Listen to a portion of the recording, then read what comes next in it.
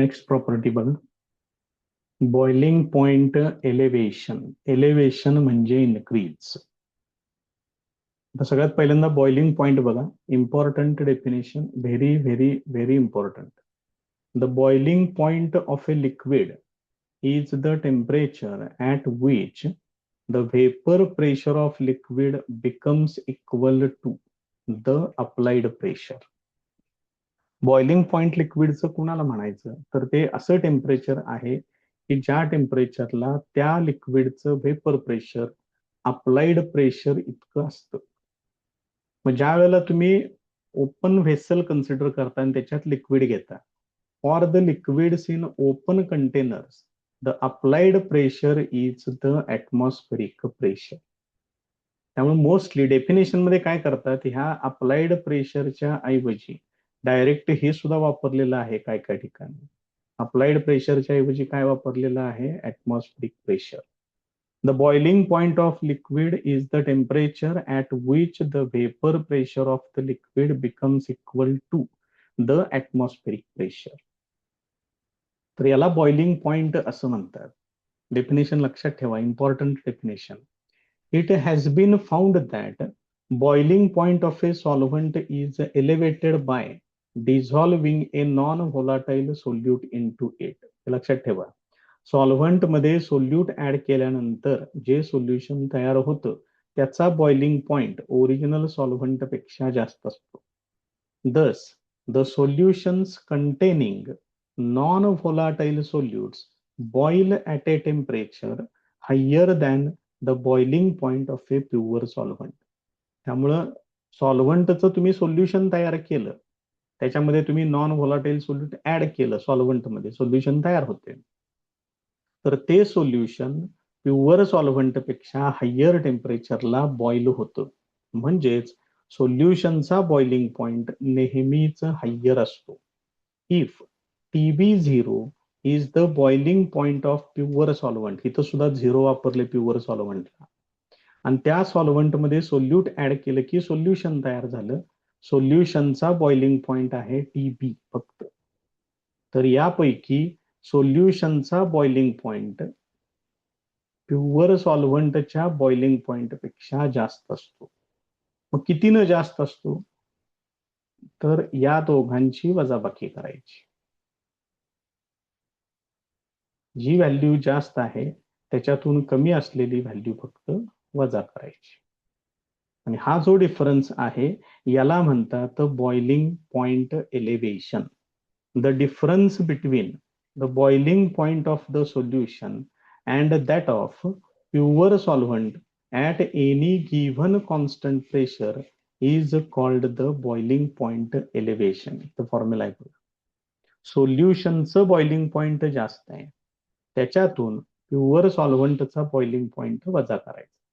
तयार होणाऱ्या टर्मला काय नोटेशन आहे, डेल्टा TB. नाव काय आहे, बॉइलिंग पॉइंट एलिव्हेशन.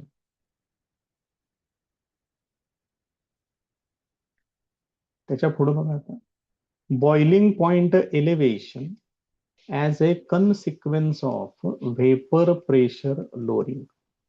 आता हा बॉइलिंग पॉइंट मध्ये इलेव्हेशन का होतं, इन्क्रीज का होतं, तर त्याचं कारण आहे व्हेपर प्रेशर लोअरिंग. आता ते कसं काय ते आता याच्यामध्ये डिटेलमध्ये बघा. The vapour pressure of a solution and of a pure solvent are plotted as a function of temperature as shown in figure. कुणाचे व्हेपर प्रेशर्स घेतलेले आहेत, सोल्युशन आणि सॉल्व्हंट दोघांचे पण घेतलेले आहेत. इथं डायग्राम मध्ये दाखवलेला आहे बघा. हा जो पहिला ग्राफ आहे AB, हा सॉल्व्हंट साठी आहे, सोल्युशन साठी आहे CD. बघा लक्षात येते का. आता या दोन्ही पैकी सोल्युशनचा ग्राफ खाली आहे, म्हणजेच सोल्युशनचं व्हेपर प्रेशर हे सॉल्व्हंटच्या व्हेपर प्रेशर पेक्षा कमी आहे. तुम्ही कुठलं जरी एखादं टेम्परेचर जर कन्सिडर केलं आणि त्या ठिकाणी जर तुम्ही व्हर्टिकल लाईन जर तुम्ही ड्रॉ केली तर तुमच्या लक्षात येईल की तिथं टेम्परेचर कुणाचं जास्त, व्हेपर प्रेशर कुणाचं जास्त आहे कुणाचं कमी आहे. बघा, ही जर मी अशी लाईन ड्रॉ केली तर इथं सोल्युशनच्या ग्राफला ते इथं इंटरसेक्ट करते या ठिकाणी, आणि सॉल्व्हंटच्या ग्राफला इथं इंटरसेक्ट करते. मग मला आता इथलं व्हेपर प्रेशर फाइंड आउट करायचं आहे. टेम्परेचर हे आहे इथं, हे टेम्परेचर तिथलं. आता तिथलं व्हेपर प्रेशर जर काढायचं असेल तर तुम्हाला इकडून इकडं परपेंडिक्युलर ड्रॉ करावं लागेल आणि इकडून इकडं परपेंडिक्युलर ड्रॉ करावं लागेल. जरा बघा बरं व्हॅल्यू कुठली जास्त येते ती. इथं व्हेपर प्रेशर ह्या ठिकाणी कमी आहे, या ठिकाणी जास्त आहे. मग हे कुणाचं आहे? हे आहे सॉल्व्हंटचं. कुठल्या ग्राफला इंटरसेक्ट करते बघा. आणि हे कुणाचं आहे? हे व्हेपर प्रेशर आहे सोल्युशनचं. याचा अर्थ सोल्युशनचं व्हेपर प्रेशर सॉल्व्हंटच्या व्हेपर प्रेशर पेक्षा कमी आहे, हे लक्षात ठेवा. कशा पद्धतीनं ते त्यांनी ग्राफवरून सांगितलेलं आहे ते नीट समजून घ्या पहिल्यांदा. बघा काय म्हटलं का पुढं. The vapour pressure of solution is lower than that of pure solvent. Hence vapour pressure temperature curve of solution CD lies below that of solvent AB. CD जो आहे तो सोल्युशनच्या व्हेपर प्रेशरचा कर्व आहे, तो खाली आहे, सॉल्व्हंटचा वरती. The difference between the vapour pressure increases, the difference between the two vapor pressures increases as the temperature, and vapor pressure increases as given by the equation. हे vapour pressure मधलं relation जे आपण आधीच प्रूव्ह केलेलं आहे.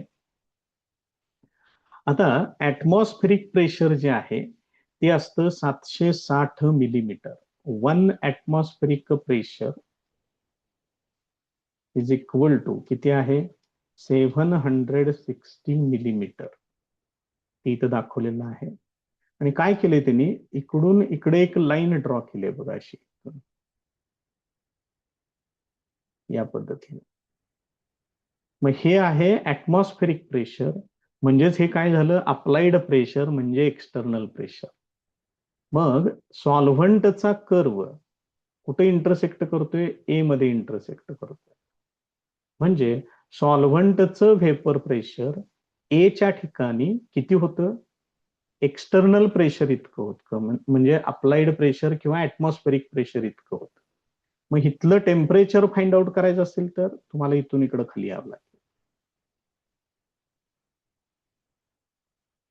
इथं जर तुम्ही काळजीपूर्वक बघितलं तर हे जे टेम्परेचर आहे हे लिहिलेलं आहे TB0. म्हणजेच हे काय आहे? प्युअर सॉल्व्हंटचा बॉइलिंग पॉइंट आहे. लक्षात घ्या बॉइलिंग पॉइंट कसे काढलेले आहेत बघा. आता ग्राफ दुसरा घ्यायचा. आता ग्राफ कुठला घ्यायचा? सोल्युशनचा घ्यायचा. तो कुठे इंटरसेक्ट करतोय? सी मध्ये इंटरसेक्ट करतोय. म्हणजे सी च्या ठिकाणी या सोल्युशनचं व्हेपर प्रेशर किती होते? 760 मिलीमीटर, म्हणजेच एक्सटर्नल ऍटमॉस्फेरिक प्रेशर. याचा अर्थ या ठिकाणी तुम्हाला त्याचा बॉइलिंग पॉइंट मिळेल. तो जर काढायचा असेल तर तुम्हाला इकडून इकडं परपेंडिक्युलर ड्रॉ करावी लागेल. आणि इथं जे टेम्परेचर आहे ते आहे TB. TB म्हणजे बॉइलिंग पॉइंट ऑफ सोल्युशन. मग इथं जर तुम्ही ग्राफ मध्ये जर प्रॉपरली बघितलं तर TB is greater than TB0. TB जास्त आहे. म्हणजे त्याच्यामध्ये सॉल्व्हंटचं कन्व्हर्शन सोल्युशन मध्ये केलं की बॉइलिंग पॉइंट इन्क्रीज होतो. आता बघा पुढे काय म्हटलंय.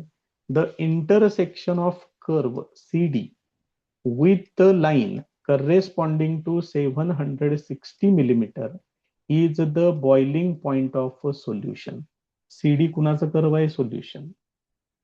तो कर्व आणि ही 760 मिलीमीटरची लाईन यांचा पॉइंट ऑफ इंटरसेक्शन म्हणजे बॉइलिंग पॉइंट.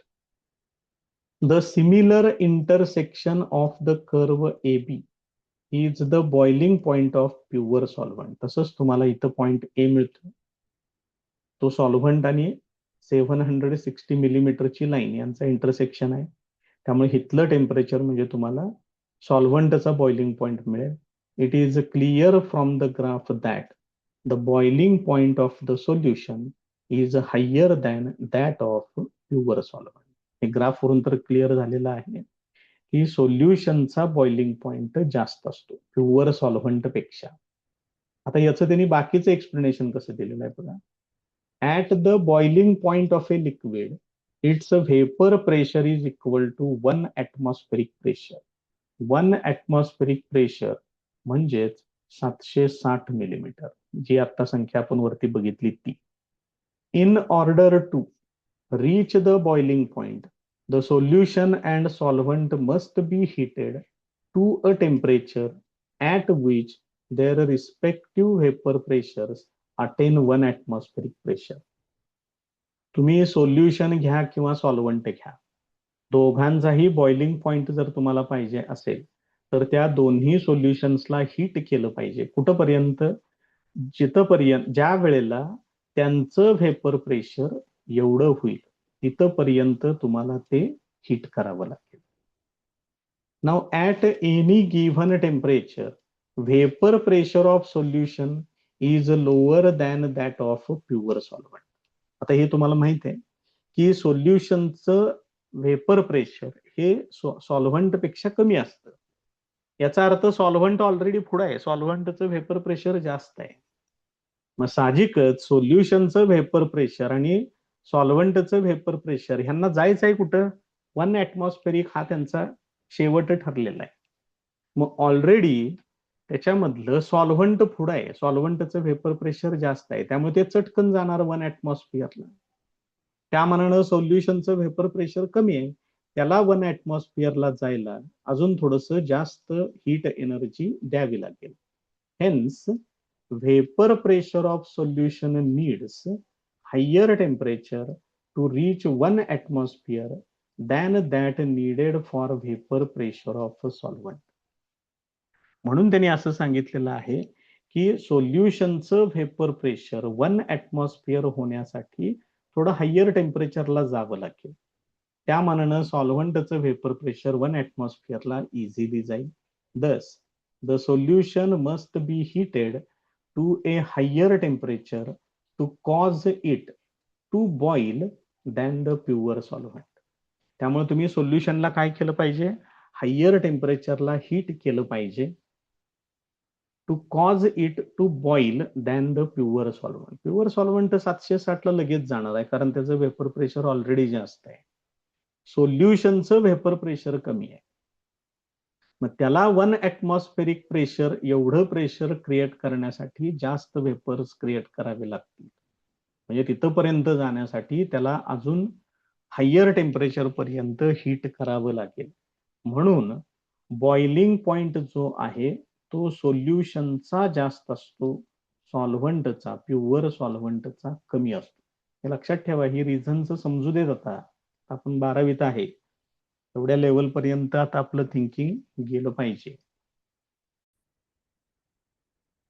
नेक्स्ट पॉइंट बघा, boiling point elevation and concentration of solute. आता थोडस डिटेलमध्ये पुढे गोष्टी बघायच्या. The boiling point elevation is directly proportional to the molality of the solution. लक्षात ठेवा, मोलॅलिटी आहे इथं. म्हणजेच delta TB is directly proportional to small M. Molality साठी स्मॉल एम वापरणार आहे आपण. इथे एक प्रोपोर्शनॅलिटी कॉन्स्टंट घेतलेला आहे KB. This proportionality constant KB is called as boiling point elevation constant. पूर्ण नावच द्यायचं त्याला. इथं पाहिजे मोलल एलिव्हेशन कॉन्स्टंट, और अजून एक नाव लक्षात ठेवा, इबिलिओस्कोपिक कॉन्स्टंट. बघा, हे नाव जरा वेगळ्या पद्धतीचं आहे. आता याच्यामध्ये जर मी m इक्वल टू 1 वापरलं तर इक्वेशन काय होईल बघा. m इक्वल टू 1 वापरलं की delta TB equal to KB. हा कोण आहे? केबी म्हणजे इबिलिओस्कोपिक कॉन्स्टंट आहे. तो काय आहे?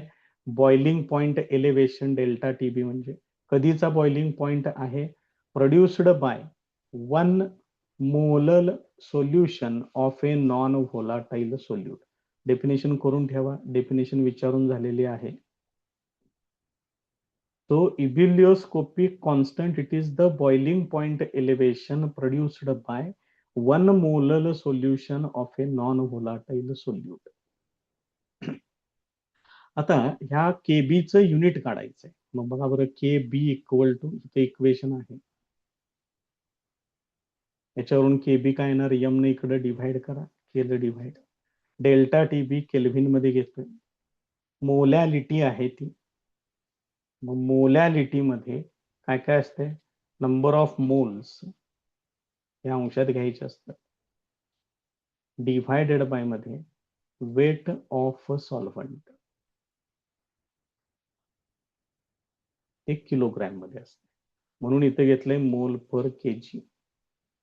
मग हे केजी वरती जाईल, ते प्लस होईल, केल्व्हिन किलोग्रॅम पर मोल, या पद्धतीने ते येईल. त्याच्या पुढे बघा युनिट्स झाले त्याचे. आता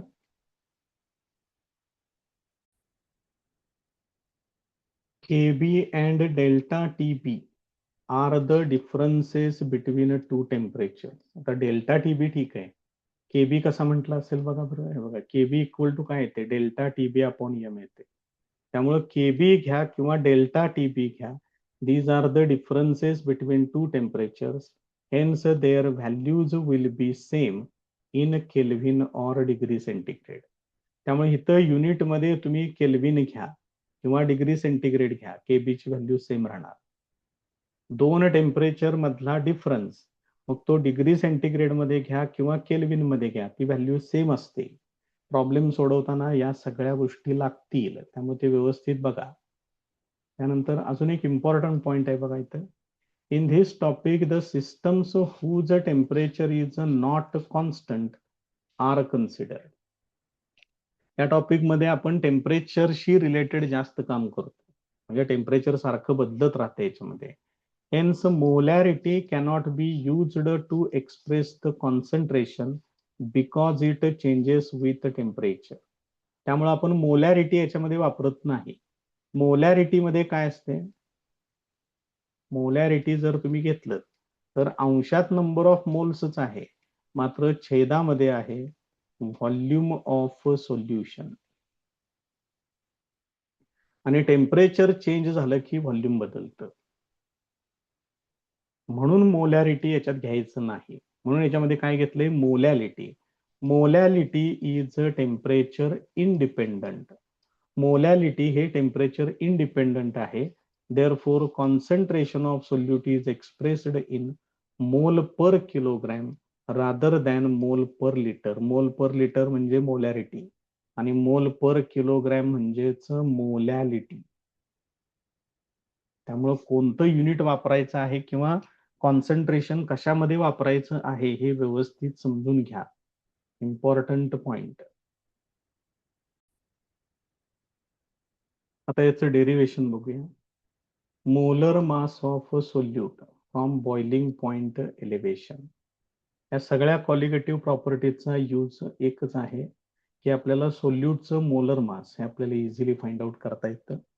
So consider a solution prepared by dissolving W2 gram of solute in W1 gram of solvent. आपण आधी पण सांगितलेलं आहे की सोल्यूट साठी आपण 2 वापरणार आहे, सॉल्व्हंट साठी 1 वापरणार आहे. सोल्यूटचं वेट घेतलेलं आहे W2 ग्रॅम, सॉल्व्हंटचं W1 ग्रॅम. मग number of moles of solute W2 divided by M2, वेटला मोलर मासने डिव्हाइड करायचं. Mass of solvent W1 gram आहे, त्याचं किलोग्रॅम मध्ये कन्व्हर्शन केलेलं आहे. मोलॅलिटीचा basic formula moles of solute divided by mass of solvent. मग मोल्स साठी W2 अपॉन M2 ते इथं वापरा, मास साठी इथं ही व्हॅल्यू यूज करा. बघा इथं व्हॅल्यू सबस्टिट्यूट केलेल्या आहेत. आता फक्त हे सोडवा, हे 1000 वरती जाईल, M2 छेदामध्ये येईल, हा फॉर्म्युला तयार होईल मोलॅलिटीसाठी. मग हे M2 मला फाइंड आउट करायचं आहे. M2 फाइंड आउट करायचं, त्याच्या आधी अजून एक, ही जी टर्म आहे delta TB is equal to KB into M, हे मगाशी प्रूव्ह केलेलं होतं. त्याच्यामध्ये ही मोलॅलिटी वापरून घ्या. हे आता आपण जे फाइंड आउट केलंय ते इथं वापरलं बघा. आणि मग याच्यावरून M2 काढा. कारण बॉइलिंग पॉईंट एलिव्हेशन तर आलं पाहिजे त्याच्यात, त्याशिवाय तर काही फॉर्म्युला पूर्ण होणार नाही. त्यामुळे याचं बेसिक लक्षात ठेवा काय करावं लागते ते, म्हणजे मग ते थोडस सोपं होईल. आपण हेच डेरिव्हेशन अजून एकदा बघूया. आपण इथं आपल्याकडे बेसिक काय होतं, delta TB is equal to K B into molality होतं. मग मोलॅलिटी मध्ये काय येते, तर ते येणार number of moles of solute divided by weight of solvent. बघा हे सगळं ग्रॅम मध्ये असेल तर हे आहे असंच घ्यायचं आहे, के be as it is. N2 च्या ठिकाणी काय येणार, W2 upon M2 divided by W1 येणार. बघा लक्षात येते का. हे M2 खाली घ्यायचं,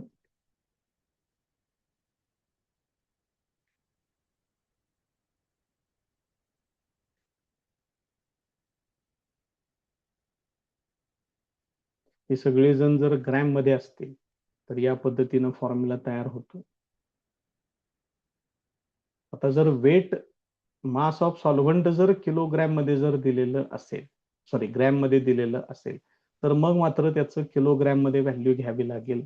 आणि तशा परिस्थितीमध्ये इथं काय होणार, W1 ला 1000 न डिव्हाइड करावं लागेल, म्हणजेच इथं वरती अंशामध्ये 1000 येणार. बघा काय आहे या पद्धतीने. त्यामुळे हे फॉर्म्युले जरा बघून घ्या व्यवस्थित कशा पद्धतीने आहेत ते सगळे. कारण इथं N2 ला काही प्रश्नच येत नाही, N2 चं काही अडचण नाही आहे, कारण N2 मध्ये दोन्ही वेट्स डिव्हायडेड बाय मध्ये, त्यामुळं टोटल ह्याला ह्या W2 अपॉन M2 ला काहीही युनिट शिल्लक राहत नाही, राहतं फक्त W1 ला. मग W1 जर तुम्हाला ग्रॅम मध्ये दिलेला असेल तर त्याचं किलोग्रॅम मध्ये कन्व्हर्शन करा आणि हा फॉर्म्युला डायरेक्ट वापरून टाका. नाहीतर मग जे फायनल युनिट आहे त्याच्यामध्ये परत चेंजेस करावे लागतील. केबी कुठे गेला, केबी केबी केबी कुठं आहे, बघा येत आहे केबी. केबी मध्ये काय आहे, किलोग्रॅम आहे, त्यामुळे त्याला कन्व्हर्शन करून घ्या. त्यामुळे त्याला चेंज करायचं किलोग्रॅम मध्ये, हे लक्षात ठेवा. नेक्स्ट पॉइंट आहे depression of freezing point. Another very important point. Same boiling point elevation सारखंच आहे, फक्त बॉइलिंग पॉइंट वाढतो, फ्रीजिंग पॉइंट डिक्रीज होतो. डिक्रीज साठी डिप्रेशन लिहिले. The freezing point of a liquid is the temperature at which liquid and solid are in equilibrium and the two phases have same vapor pressure. आता freezing point बघायचं. मग freezing पॉइंटच्या वेळेला liquid आणि solid हे एकत्र असतात आणि दोघांचंही व्हेपर प्रेशर काय असणार, सेम असणार. Both are in equilibrium and the two phases have same vapour pressure. It is observed that freezing point of a solvent is lowered by dissolving a non-volatile solute into it. हे लक्षात ठेवा. Solvent मध्ये जर तुम्ही non volatile solute जर add केला तर त्याचं फ्रीजिंग पॉइंट कमी होतो, it is lowered. Thus, freezing point of a solution containing a non-volatile solute is lower than that of a pure solvent. त्यामुळे सोल्युशनचा फ्रीजिंग पॉइंट कमी असतो, सॉल्व्हंटचा फ्रीजिंग पॉइंट जास्त असतो. मग TF0 हा फ्रीजिंग पॉइंट आहे प्युअर सॉल्व्हंटचा, TF हे सोल्युशनचा आहे. आपण इथं काय सांगितलंय, सोल्युशनचा फ्रीजिंग पॉइंट जास्त असतो, प्युअर सॉल्व्हंटचा फ्रीजिंग पॉइंट जास्त असतो, सोल्युशनचा कमी असतो. बहुतेक मगाशी मी उलट म्हटलं त्याच्यामध्ये. मग सोल्युशनचा फ्रीजिंग पॉइंट जो आहे तो कमी असतो, प्युअर सॉल्व्हंटचा फ्रीजिंग पॉइंट जास्त असतो. So the difference between the freezing point of pure solvent and that of the solution is called depression in freezing point. त्यामुळे सॉल्व्हंटच्या फ्रीजिंग पॉइंट मधून सोल्युशनचा फ्रीजिंग पॉइंट वजा करा, तुम्हाला डिप्रेशन मिळेल. आता हे डिप्रेशन याचं सुद्धा व्हेपर प्रेशरशीच कनेक्शन आहे. ते कनेक्शन आपल्याला त्या ठिकाणी कन्सिडर करायचं आहे.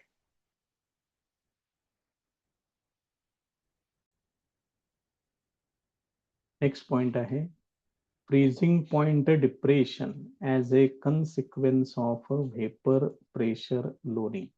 हे जे काही फ्रीजिंग पॉइंट डिप्रेशन दिसतं याच्यामध्ये पण व्हेपर प्रेशर लोडिंगचा पॉइंट येतो. Consider the vapor pressure temperature graph as shown which has 3 curves. एकूण 3 कर्व्स आहेत ह्याच्यामध्ये. बघा कुठले कुठले सांगितलेले आहेत ते.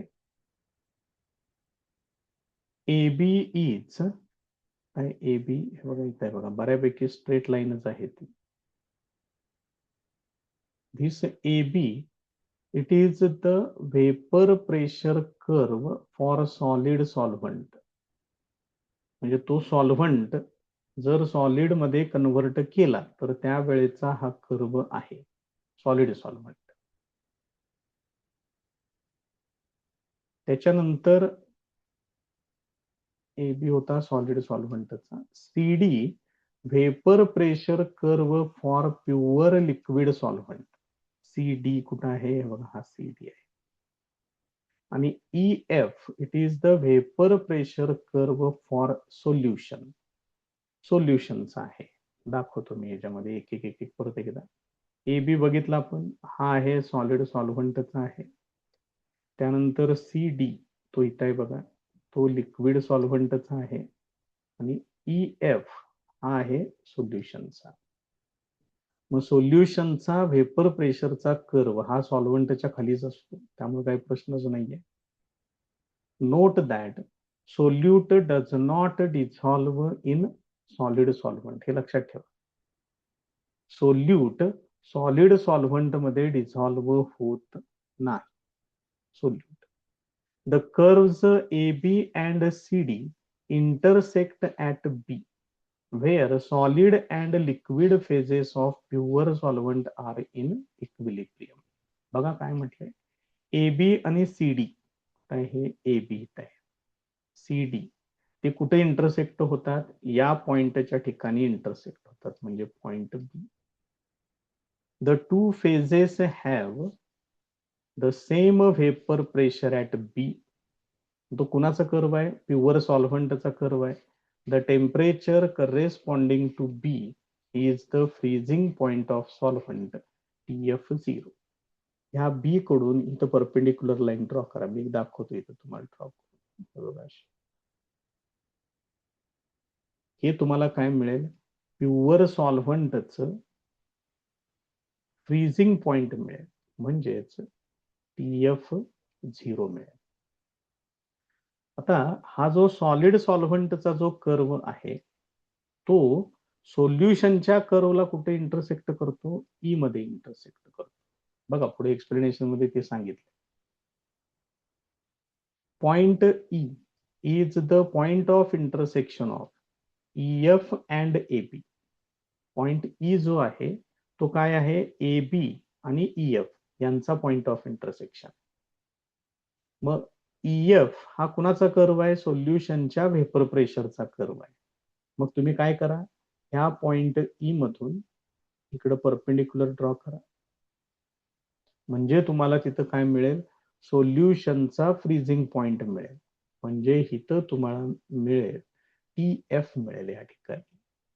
तो इथं पॉइंट आहे. जर तुम्ही हे व्यवस्थित काळजीपूर्वक जर बघितलं तर हे TF0 पुढे आहे म्हणजे TF0 is greater than TF. म्हणजे सॉल्व्हंटचा फ्रीजिंग पॉइंट हा सोल्युशनच्या फ्रीजिंग पॉइंट पेक्षा जास्त आहे. पुढे काय काय सांगितले त्यांनी. The solid solvent and a solution are in equilibrium at point E. They have same vapor pressure at E. ते आता सांगितलं आपण. The temperature corresponding to E is the freezing point of a solution. From the graph it is clear that TF0 is greater than TF. म्हणजेच vapor pressure of pure solvent is larger than the vapor pressure of a solution. म्हणजेच pure solvent मध्ये solute add केल्यानंतर त्याचा freezing point decrease होतो, हे लक्षात ठेवा. Also, the vapor pressure curve of a solution lies below that of a solvent. तो तर पहिल्यापासून खालीच आहे तिथं. At the freezing point of a pure liquid, the attractive forces among molecules are large enough to cause the change of phase from liquid to solid. Pure लिक्विडचं ज्या वेळेला freezing point आहे त्यावेळेला काय म्हटले त्यांनी, त्यांच्या मॉलिक्यूल मधले जे अट्रॅक्टिव्ह फोर्सेस आहेत ते खूप जास्त असतात आणि त्यामुळे त्या लिक्विडचं कन्व्हर्शन सॉलिड मध्ये होतं. In a solution the solvent molecules are separated from each other because of solution molecules. ज्यावेळेला सॉल्व्हंट मध्ये तुम्ही सोल्यूट ऍड करता आणि त्याचं सोल्युशन मध्ये कन्व्हर्शन होतं त्यावेळेला ते सोल्युशन मॉलिक्युल्स एकमेकांपासून सेपरेट होतात. दस separation of solvent molecules in solution is more than that in pure solvent. हे सेपरेशन खूप जास्त असतं प्युअर सॉल्व्हंट पेक्षा. मग सेपरेशन वाढलं की अट्रॅक्टिव्ह फोर्सेस डिक्रीज होणार. This decreases the attractive forces between solvent molecules. Hence, temperature of the solution is lowered below the freezing point of solvent to cause the phase change. त्यामुळं त्याचा phase change होण्यासाठी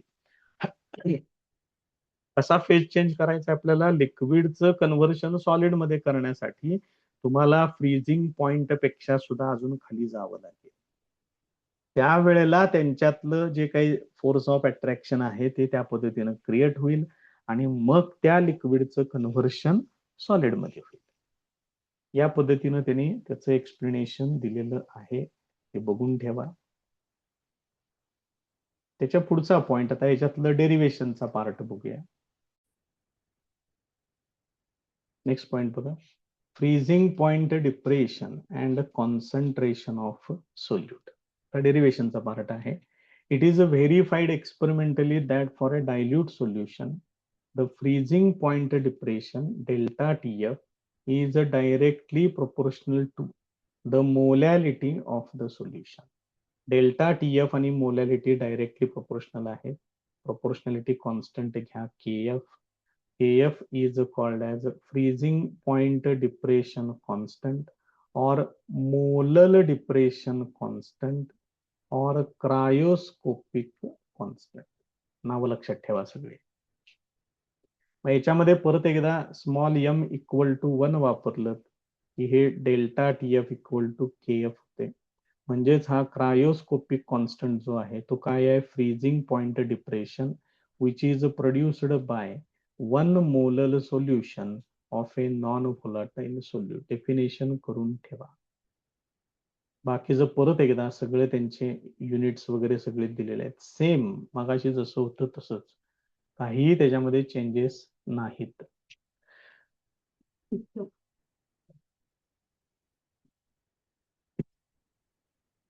same त्याच पद्धतीनं ते फॉर्म्युले त्या ठिकाणी आहेत, त्यामुळे त्याच्यामध्ये काही फारसा बदल नाहीये. डेरिव्हेशनचा सुद्धा पार्ट बऱ्यापैकी तसाच आहे, बघून घ्या. हे घेतलं या ठिकाणी. मोलॅलिटीसाठी हा फॉर्म्युला मगाशी जसं सांगितलं त्या पद्धतीनं.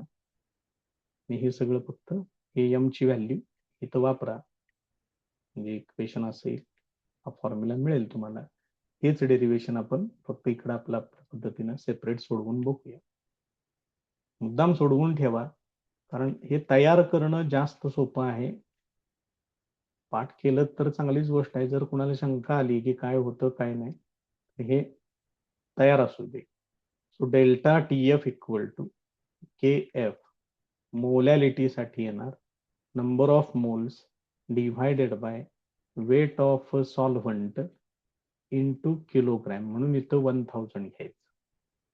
मग याच्यातलं KF आहे असंच, number of moles of solute आहे हे, इथे येणार W2 upon M2 divided by W1 divided by 1000.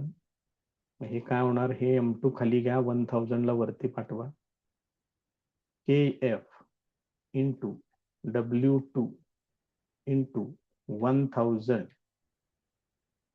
Divided by W1 into M2 आणि इकडं आहे डेल्टा TF.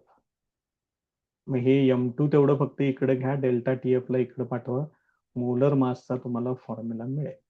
बघा M2 इक्वल, हे तुम्ही तयार करू शकता, काय अडचण नाही. त्यामुळे डेरिवेशन व्यवस्थित करा, जास्त सोपं वाटेल. नेक्स्ट पॉइंट आहे सेमी परमिएबल मेम्ब्रेन. हे काय फारसं डेफिनेशन वगैरे काय फारशा महत्वाच्या नाहीये त्याच्या, फक्त याच्यामध्ये महत्वाचं एवढंच लक्षात ठेवा, semi permeable membrane it allows solvent molecules to pass through. यांच्यामधून सॉल्व्हंट molecules इझिली पास होऊ शकतात, मात्र solute molecules are not allowed. सोल्यूटचे molecules मात्र याच्यातून पास होऊ शकत नाहीत. एवढंच फक्त इथलं लक्षात ठेवा. त्यांनी काय काय दिले ते सगळं बघूच आपण, पण हे महत्वाचं त्याच्यातलं.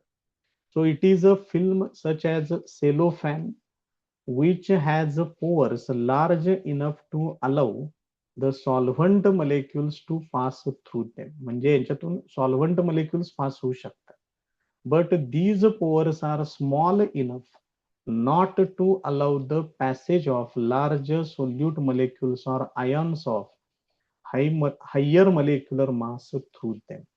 मात्र यांच्यातून सोल्यूट molecules पास होऊ शकत नाहीत. आयॉन्सचे molecules पास होऊ शकत नाहीत. आयॉन्स ऑफ हायर मोलेक्युलर मास ते त्याच्यातून मात्र पास होणार नाहीत. म्हणजेच ह्याच्यातून फक्त आणि फक्त सॉल्व्हंट moleculesच पास होऊ शकतात. त्याच्या पुढचा पॉइंट आहे osmosis. Important point, definition, osmotic pressure वगैरे सगळं महत्वाचं आहे याच्यामधलं. हे काय आहे बघून घ्या जरा पहिल्यांदा. When a solution and a pure solvent, बघा दोन कंडिशन आहे. पहिलं हे,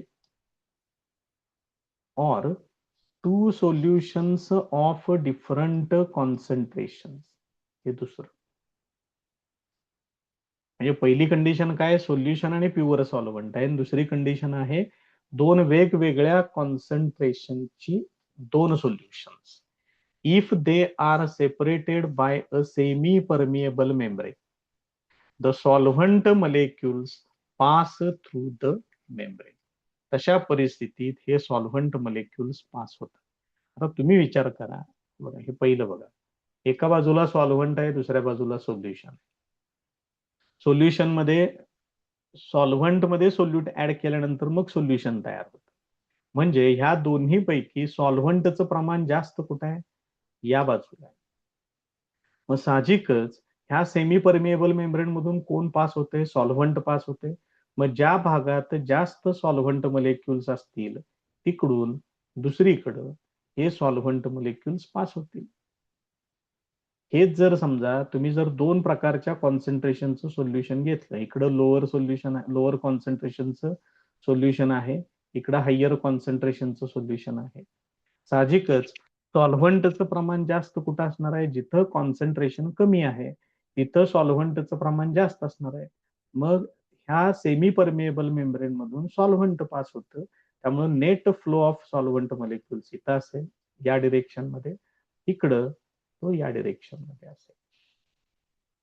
त्यामुळे सॉल्व्हंटचं प्रमाण जास्त कोणत्या भागात आहे हे लक्षात घ्या. तिकडून ज्या भागात सॉल्व्हंटचे molecules कमी असतील त्या भागामध्ये सॉल्व्हंट molecules पास होतील. The passage of solvent molecules through the semi permeable membrane takes place in both directions since solvent is on both sides of the membrane. ह्यांनी कसं सांगितले बघा, दोन्ही बाजूला सॉल्व्हंट आहे, त्यामुळं सॉल्व्हंट दोन्हीकडून फ्लो होणार, म्हणजे डावीकडून उजवीकडे, उजवीकडून डावीकडे. But the rate of passage of solvent molecules into the solution or from more dilute solution to more concentrated solution is found to be greater than the rate in the reverse direction. पण जर solvent solution असेल तर solvent कडून solution कडे जाण्याचा rate जास्त असतो. Lower concentration कडून हायर कॉन्सन्ट्रेशन कडे सॉल्व्हंट मॉलिक्युल्स पास होण्याचा रेट हायर असतो. रिव्हर्स डिरेक्शन मध्ये तो कमी असतो. सांगितले त्यांनी त्या पद्धतीने. आपण फक्त या पद्धतीने फायनल लक्षात ठेवा. सॉल्व्हंट कडून सोल्युशन कडे सॉल्व्हंटचे मॉलिक्युल्स पास होतात. लोअर कॉन्सन्ट्रेशन कडून हायर कॉन्सन्ट्रेशन कडे सॉल्व्हंटचे मॉलिक्युल्स पास होतात. This is favourable. This is favorable since the vapor pressure of solvent is greater than that of solution. हे परत आणून व्हेपर प्रेशर बरोबर जोडलं. याला कारण असं सांगितलंय त्यांनी कारण सॉल्व्हंटचं व्हेपर प्रेशर सोल्युशन पेक्षा जास्त असतं. आता परत आणि तिथंच आणून त्याला जोडले. आता डेफिनेशन बघा. ऑस्मॉसिस आहे हे important definition. The net spontaneous flow of solvent molecules into the solution. Solvent molecules solution मध्ये पास होणे नेट स्पॉन्टेनियस फ्लो स्वतःहून होते हे ऑटोमॅटिकली. तुम्ही फक्त दोन सोल्युशन्स एक सॉल्व्हंट सोल्युशन वेगवेगळं करा मध्ये सेमी परमिएबल मेम्ब्रेन ठेवा ते होतच बरोबर.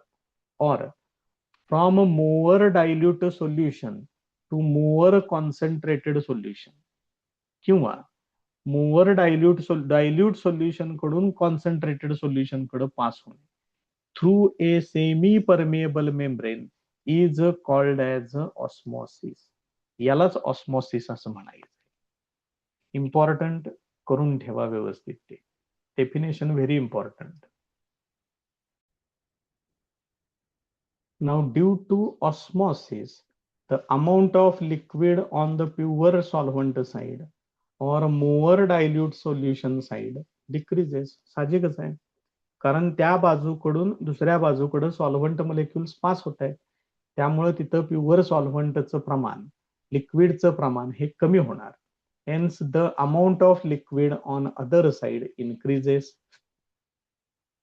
This results in decrease of the concentration of solution.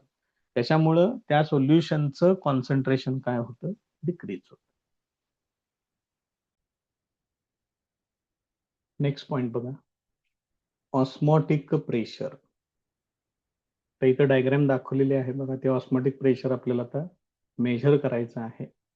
A semi permeable membrane is firmly fastened across the mouth of thistle tube. हे बघा ही जी ट्यूब आहे वरून खाली आलेली आणि इथं असा त्याचा आकार आहे बघा. जसं आपल्याकडं नरसाळ असतं नरसाळ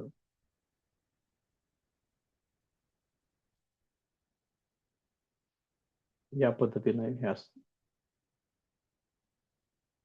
साधारण तसंच डिव्हाइस आहे हे. फक्त आपण आपल्याकडे हे असं असतं व्ही शेप्ड ते त्यांनी फक्त असं काढलं. मग ह्याचं जे माउथ आहे ह्या बाजूला याच्यावरती काय करायचं आहे सेमी परमिएबल मेम्ब्रेन त्याला पॅक करायचं आहे. बघा इथं हा एवढाच पोर्शन दाखवलाय बघा इथं. हा सेमी परमिएबल मेम्ब्रेन त्याच्या तोंडाला वरती असं बांधलेलं आहे. बघा लक्षात येते का. इथं लिहिलेलं आहे बघा semi permeable membrane. The solution of interest. ज्या सोल्युशन साठी तुम्ही हे सगळं बघणार आहे ते solution is placed inside an inverted thistle tube. या थिसल ट्यूब मध्ये याच्यामध्ये ते काय घेतले बघा बरं शुगर सोल्युशन घेतले. This part of the tube and the membrane are then immersed in a container of pure water. याच्यामध्ये प्युअर वॉटर घेतलेलं आहे आणि त्याला असं याच्यामध्ये ठेवायचं आहे. आता काय होणार इथं वॉटर आहे म्हणजे हे सॉल्व्हंट आहे. याच्यात शुगर सोल्युशन आहे या ठिकाणी. त्यामुळे काय होणार सॉल्व्हंटचं प्रमाण बाहेर जास्त आहे. त्यामुळे साहजिकच सॉल्व्हंट मॉलिक्युल्स या सेमी परमिएबल मेम्ब्रेन मधून या शुगर सोल्युशन मध्ये पास होतील. त्यामुळे साहजिकच इथली जी लिक्विड लेवल आहे ती हळूहळू वाढायला लागेल. बघा लक्षात येते का? त्यांनी काय काय म्हटले बघा. Now some of solvent passes through the membrane into the solution. या मेम्ब्रेन मधून या सोल्युशन मध्ये सॉल्व्हंट मॉलिक्यूल पास होणार. It causes the liquid level in the tube to rise. त्यामुळे ह्या ट्यूब मधली लिक्विड लेवल वाढायला लागेल.